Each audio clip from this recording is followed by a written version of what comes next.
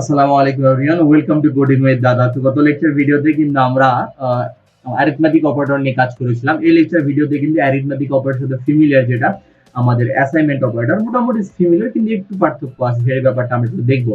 Assignment operator সম্পর্কে তোমরা কিন্তু আগে থেকে অবগত আছো, কারণ কোনো কিছু ভ্যালু অ্যাসাইন করাকে আমরা অ্যাসাইনমেন্ট অপারেটর দিয়ে করি।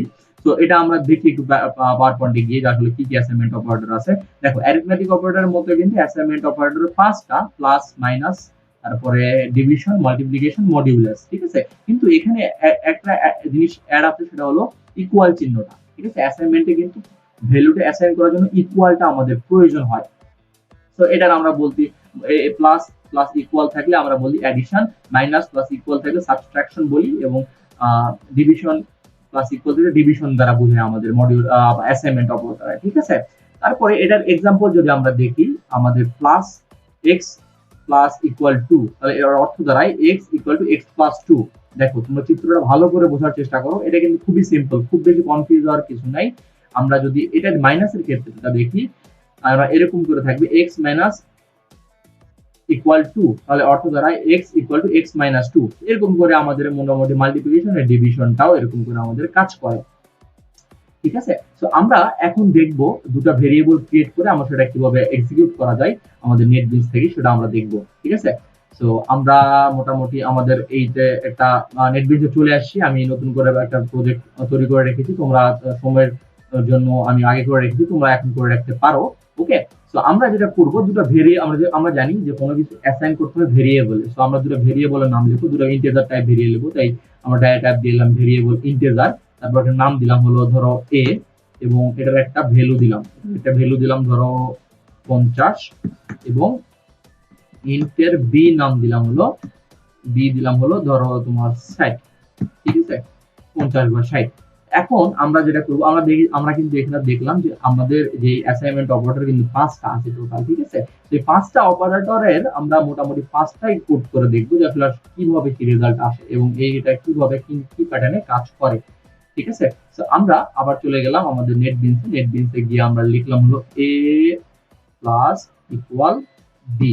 দেখো, আমরা কিন্তু এটাকে ফলো করলাম, আমরা কিন্তু এই প্যাটার্নটাকে ফলো করলাম, এই প্যাটার্নটাকে ফলো করে আমরা এখন লিখবো যে আসলে কি দেখায় আমাদের এখানে। ঠিক আছে, দেখো, তারপর আমরা বললাম এটা হলো অ্যাডিশনের জন্য।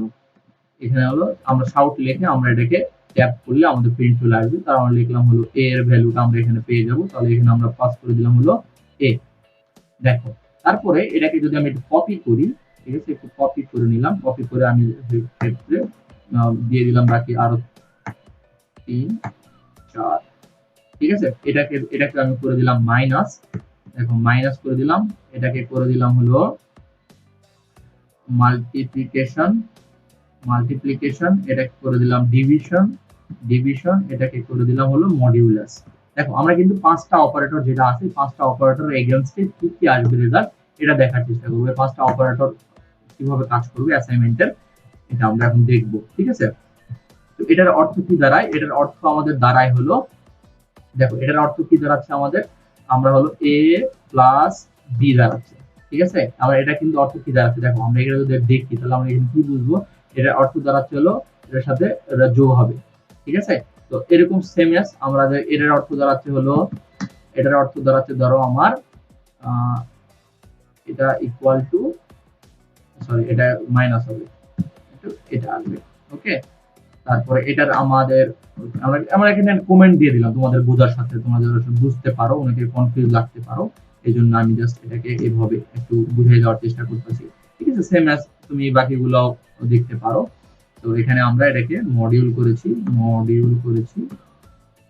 ডিভিশন করেছি, এবার নিচেরটা মডিউল করেছি, সরি। ওকে, এখানে আমরা মডিউল করেছি,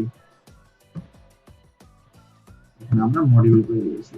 দেখো, এটার কিন্তু আমরা এ এর ভ্যালুটা আমরা কিন্তু এইভাবে পাবো, অর্থাৎ এটা কিন্তু আমাদের এ এর ভ্যালু, তো আবার টেস্ট লাগে না ভাই, এটা কিন্তু আবার এ এর ভ্যালু। ঠিক আছে, এটা আমাদের এ এর ভ্যালুটা আমরা এইভাবে পাবো।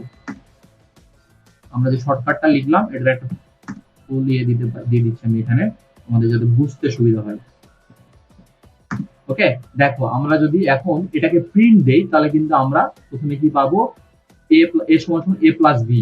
ঠিক আছে, তো আমরা যদি এটাকে রান দিই, আমরা প্রথমে সেভ দিলাম, সেভ ইকুয়াল, দেখো আমরা কিন্তু এখানে রান দিয়ে দিছি এবং a এর ভ্যালুটা এখানে পেয়ে গেছি। আমরা a এর ভ্যালুটা কি বলেছিলাম, a এর value a plus 1, a plus b আর কি, সরি, a প্লাস b আমাদের a এর ভ্যালু হলো 50 এবং ভ্যালু হলো 60। অ্যাডিশনের ভ্যালু পেলাম আমরা কত, 110। এই পোর্শনের ভ্যালু পেলাম 110। তারপরে চলে গেছে, আবার রান দিই।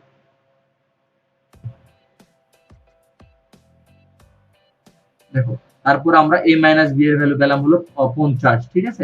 এই দাও এর ভ্যালু পেলাম হলো, এই যেমন ধরো এর মানে a এর যে ভ্যালুটা আছে এখান থেকে বাদ দিলাম, তাহলে আমরা মোটামুটি পেলাম 50, ঠিক আছে। তাহলে যদি আমরা তারপর আমরা কি পাইতেছি, তারপর আমরা পাইতেছি হলো ইয়ার ভ্যালু, মাল্টিপ্লিকেশনের ভ্যালু। মাল্টিপ্লিকেশনের ভ্যালুটা আমরা দেখো a ইনটু b করলে আমার মোটামুটি 3000 আসে, ঠিক আছে।